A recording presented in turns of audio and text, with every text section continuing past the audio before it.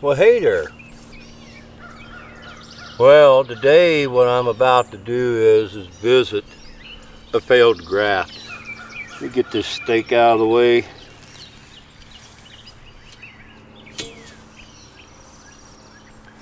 Now this right here was a tree that I had purchased last year from somebody. Who I purchased it from is unimportant. But one thing that I will share with you, the graft had failed.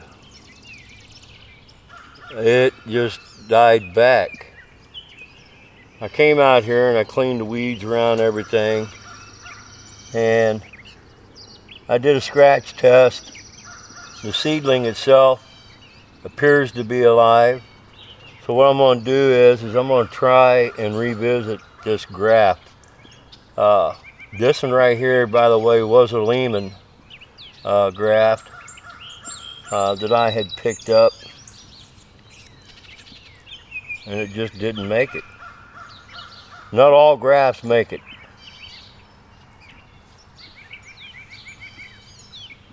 And that was a tongue and whip.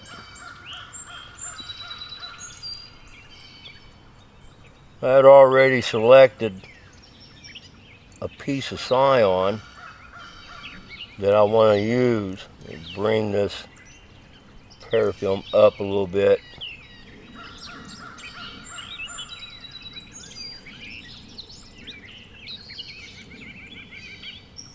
There.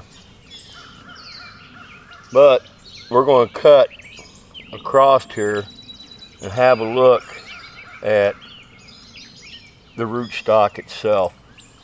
The scion, I checked, it is dry. It's gone. So let's hope that what I have is going to be roughly about the right size, and that's a little bit small.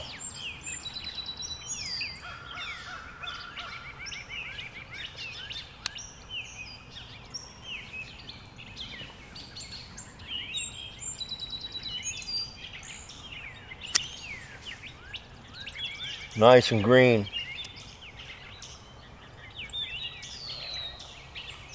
Put this back where it belongs.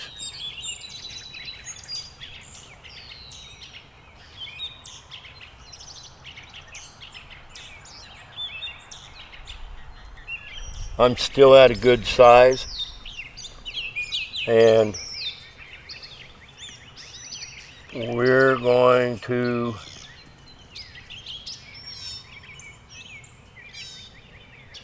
do a wedge cut, or not a wedge, but a whip. Let me see that. There we go. Try to get my leg out of the way so you can see what I'm doing. I'm gonna come back here and cut my whip.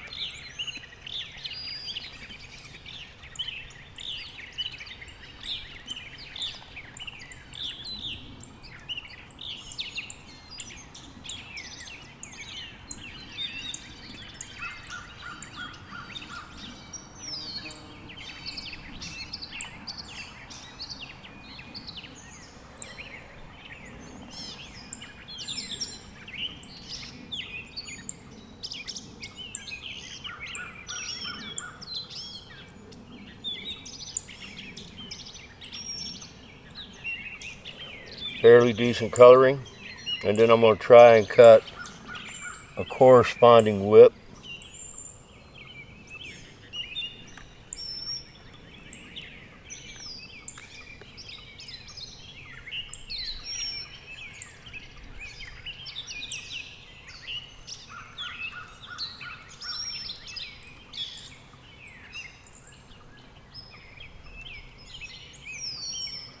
Check size. Almost there, just a little bit more.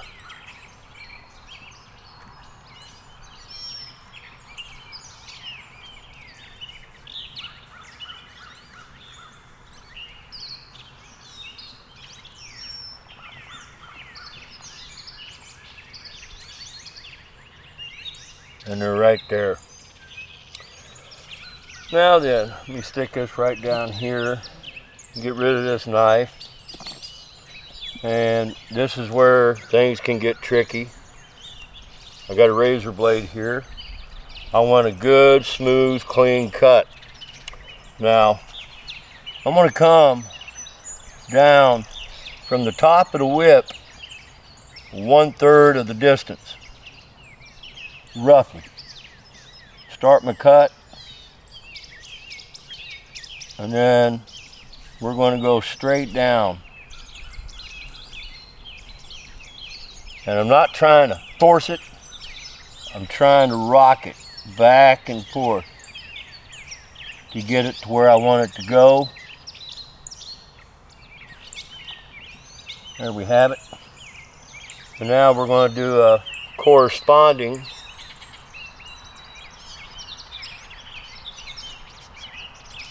cut 1/3 the same way.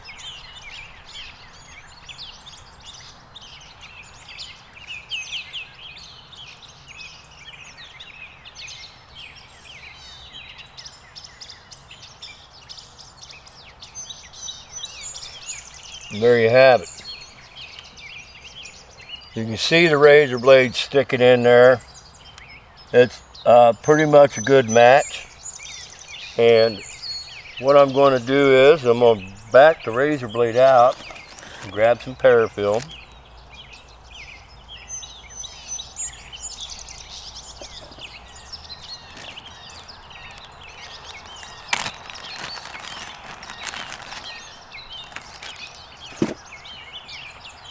And the parafilm I have is perforated, where it's pulling off 2 inches and 2 inches only.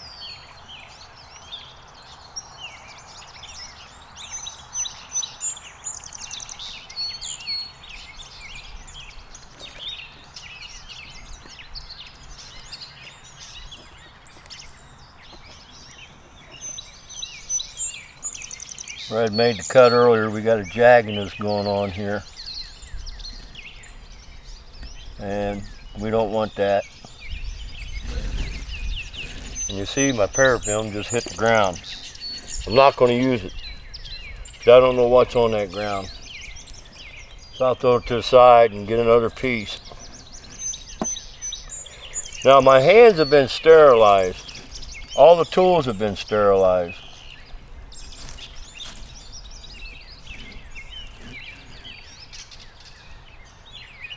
And I'm just coming over the scion, one layer across that bud.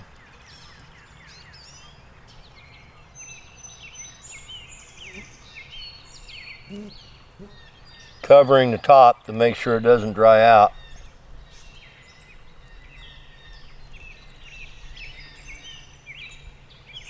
And I'm going to come above this bud here, come down, stretch, come over the bud. Now I do it this way because if I get the parafilm on here first, I don't have to worry about it rocking around as much. So what I'm going to do is I'm going to go ahead and get my fit between the two, slide it in there, and they fitted nicely the way I wanted them to.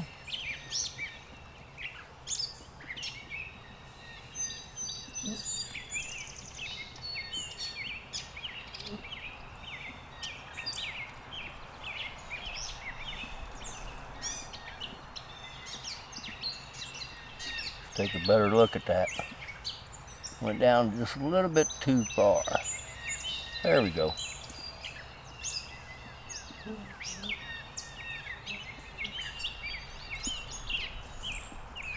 And this is done sloppy right here because I'm not going to worry about it right there. Now we're going to grab a rubber band.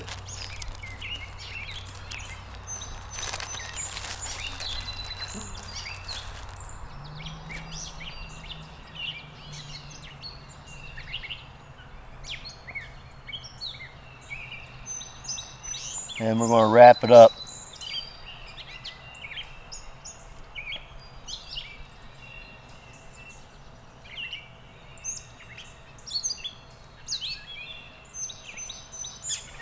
I let go of the rubber band because as I'm winding, it's twisting and twisting and twisting. I don't want that twisting all over that scion.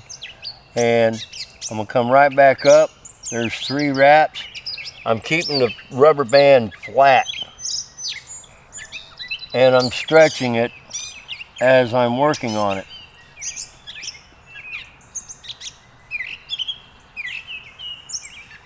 Still keeping it flat.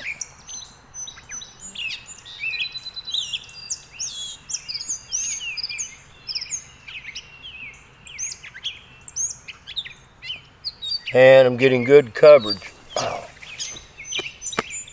Oh, that leg is just, ugh.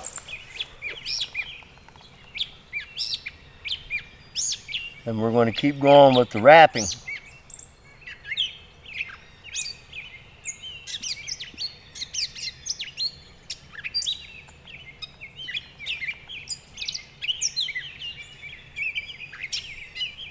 And now what I'm going to do is I'm going to attempt to tie it off. I'm going to come up over the thumb. Then I'm going to go around it. After I go around it, I'm going to go under the thumb. And then I'm just going to allow the rubber band to roll off that thumbnail. And she's tied off. Now, just for good measure, I'll take another piece of parafilm.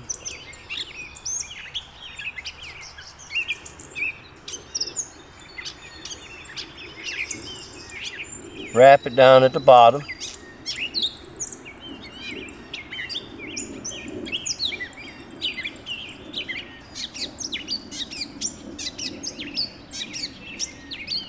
I'm wrapping over top of the rubber band. It helps to keep the rubber band from decaying in the sun as much.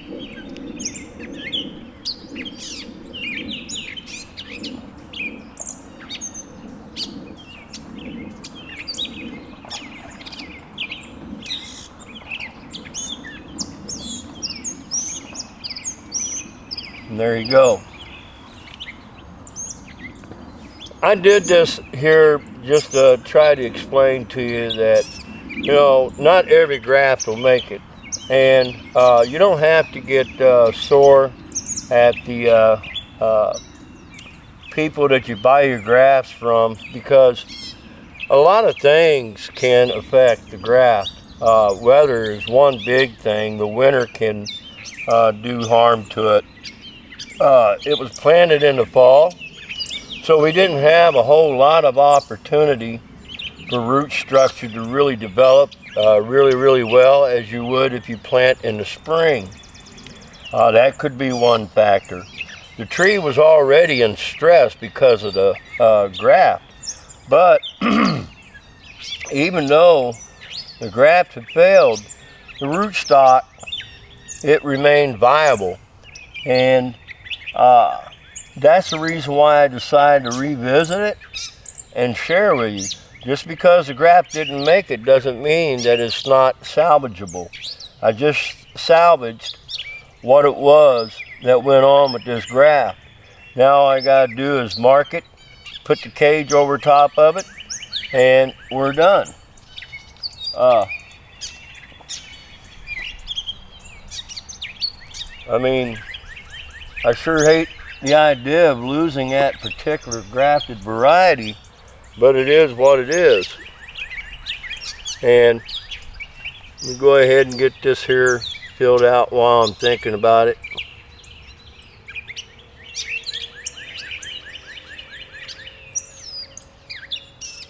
Today is the 4th.